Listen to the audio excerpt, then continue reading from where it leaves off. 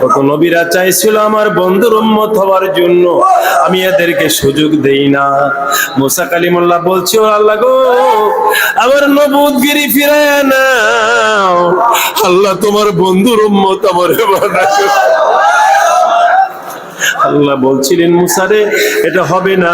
মুসা কালিমুল্লাহ বলে, তাইলে একটা কাজ করো, তোমার বন্ধুর উম্মত যদি না বানাও, তোমার বন্ধুর উম্মত কেমন হবে তাদের চেহারাটা দেখায়া দাও। আল্লাহ বলেন, মুসা রে, আমার বন্ধুর উম্মতের চেহারাও দেখাইতে পারবো না। আমার বন্ধুর উম্মতের একটা প্যাকেট কইরা শুকাইছে আমি ঢুকায়া রাখছি।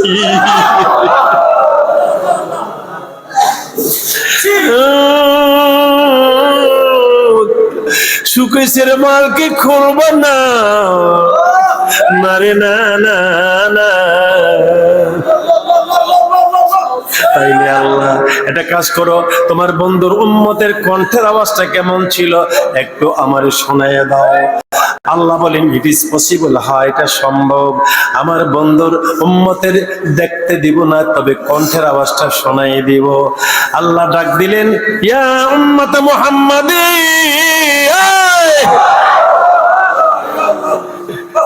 তখন আমরা ডাক দিছিলাম, লাব্বাইক আল্লাহুম্মা লাব্বাইক, লাব্বাইক লা শারীকা লাকা লাব্বাইক, ইন্নাল হামদা ওয়ান নি'মাতা লাকা ওয়াল মুলক লা শারীকা লাক। আল্লাহ বলে, মুসা রে, কেমন শুনলি রে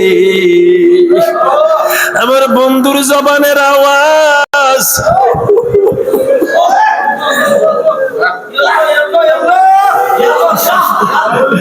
মুসা নবী বলে, মাবুদ মা সামিতু, আমার জীবনে এত সুন্দর আওয়াজ আর আমি শুনি না। লাব্বাইক আল্লাহুম্মা লাব্বাইক, লাব্বাইক লা শারীকা লাকা লাব্বাইক, ইন্নাল হামদা ওয়ান নি'মাতা লাকা ওয়াল মুলক লা শারীকা লাক।